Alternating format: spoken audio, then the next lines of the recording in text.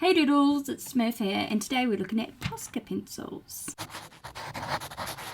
So I obtained these Posca Pencils from Mighty 8 New Zealand. Mighty 8 also has an Australian site as well. They are made by Mitsubishi Pencil Company, known for obviously their Posca markers, unless you've been living under a rock. So I've got a couple of packets of those. They come with different nib sizes. I've got large ones here.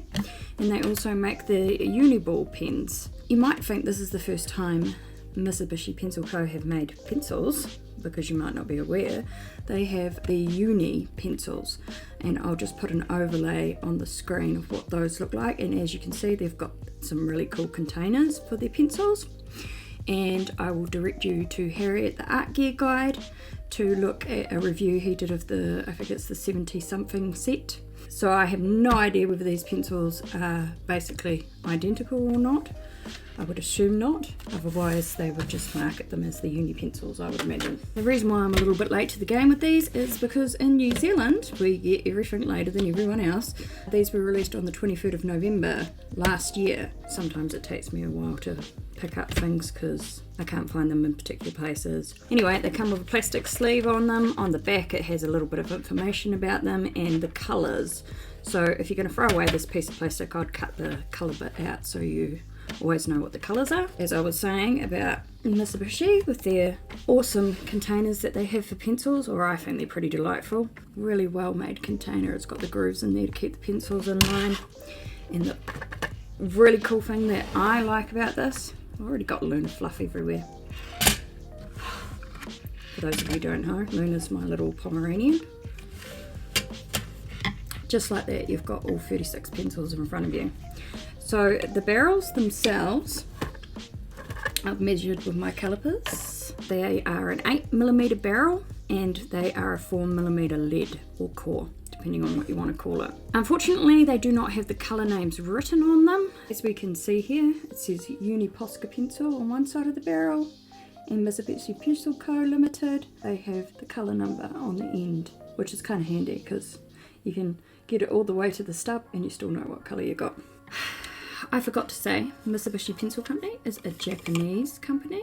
Anything Japanese is generally pretty good in my experience. So my big tip for anyone who's new to coloured pencils, or even someone who isn't, is always sharpen your pencils first. A lot of the time when they come out of the factory, they have some sort of protective wax or foam on the ends of the pencil, so you won't get a proper representation of the lead. If you don't sharpen them first and you just use them just as they are, you might find you don't like them, but you're not getting a realistic idea of what they're actually like because they need sharpening.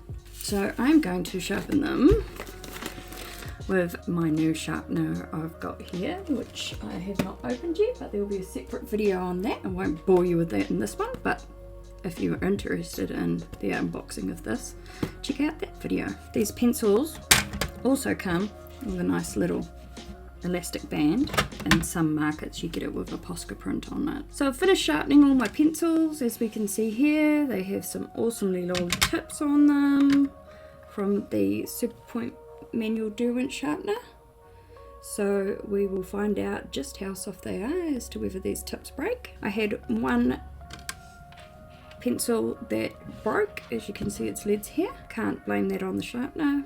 Don't know if there's a problem with the pencil, but it seems fine now. We'll find out when I use it. So I've prepared a swatch, which I generally do for sets of pencils. You can download this from my Gumroad if you're after a swatch for your Posca pencils. So what I've done is I've printed out 4 different swatches because I thought it would be nice to actually kind of review the pencils on a first impression basis with this video. So what I've done, because not everyone's got the same printers, not everyone has access to the same paper. Some people don't know that the quality of your pencils depends on what paper you're using it on. So I've got a mid-range Fabriano drawing paper, which is the creamier coloured one. I've printed one with my inkjet printer, one with my laser printer. So my laser printer is a toner printer. Toner is supposed to be better. One of the reasons I bought my toner printer was because the inkjet would smudge with certain things like markers, whereas I have noticed that sometimes the toner moves as well. So I haven't put any fixative sprays on this, so we're just going to see with the Posca pencils whether it moves any of the ink around. And we've got copy paper here too, so we can see what it looks like on copy paper, and I might even do a layering test. So the 120 GSM drawing paper compared to the 80 GSM copy paper. I am going to do a speed through of this first one here so you can watch the colours lay down. This is on the copy paper, so it could be very cringy, who knows. So we'll do a very quick speed through of that, and then we'll look at all the swatches that I've completed. So it all turned to crap. I'm sitting here in my PJs. I'll just give a quick explanation. These Logitech stream cans. I bought them to do this whole setup I've got here. You can see I've got my little stream deck in there. Because I have an M1 MacBook here, the software that these come with doesn't run with the M1, it runs with the old Intel chip ones, but it doesn't say that on the box. So I bought 2 of these buggers, and there was no way for me to sort out the overexposure they were getting, because obviously my desk is very bright. So I had major issues with that, and then I had to run around finding heaps of cords. So this cam here is my old iPhone 6S. I upgraded to this one I've got overhead, which is my iPhone XR. Forgive me, because, you know, early in the morning and I haven't got dressed or anything and I look like a mess.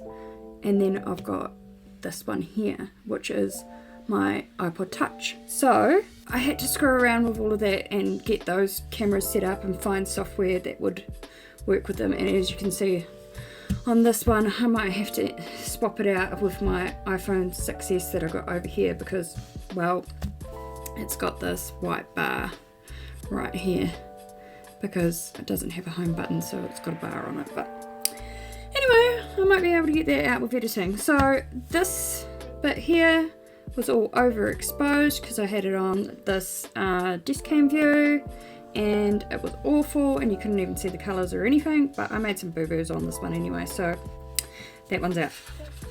Anyway, enough rambling from me. So now what I'm going to do is I'm going to do the speed through of this one to show you, and then I'll fill out the rest and we'll come back like I said earlier.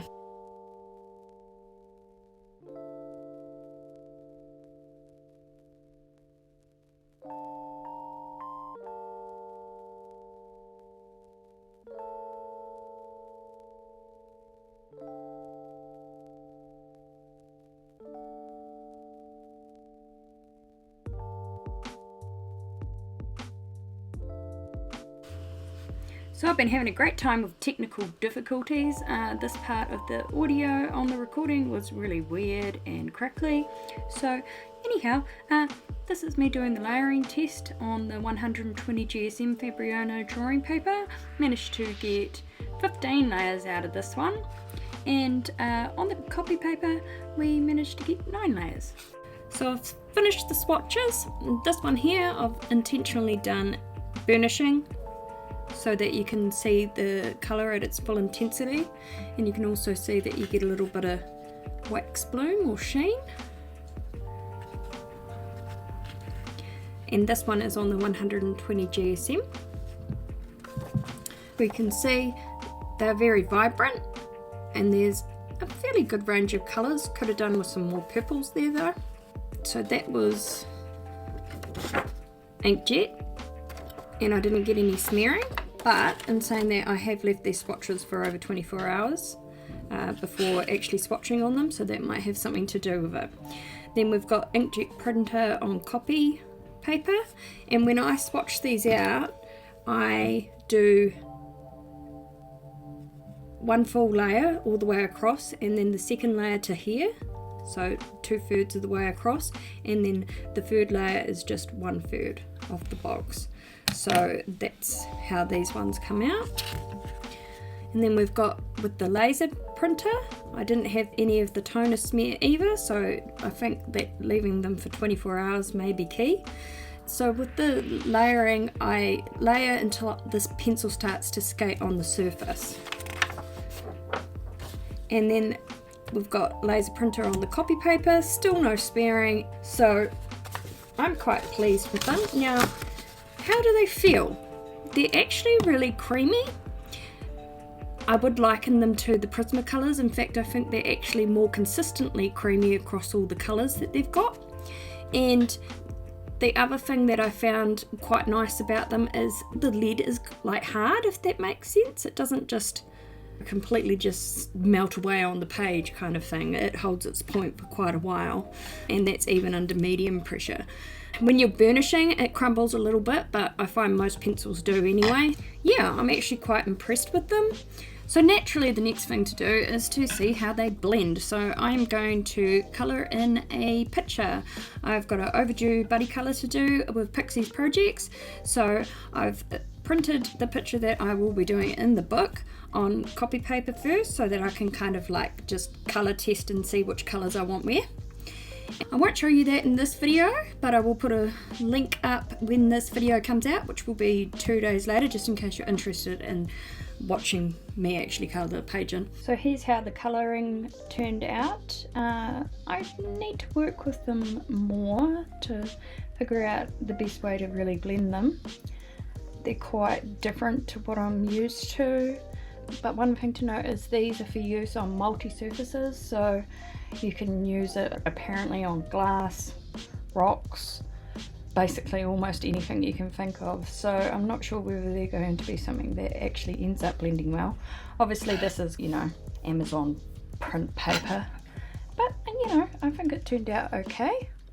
Another thing to note that I haven't mentioned so far in the video is these are sold open stock as well, so you can get them from cultpens.com if you just want to try a couple, or if you need to replace any of your pencils if you've got a set and you use them all. So that's really cool too. Anyway, if you've enjoyed this video, feel free to poke that like button and hit subscribe if you'd like to see more of my content. And I've got a couple of videos here I think you might like to watch. Until next time, Doodles!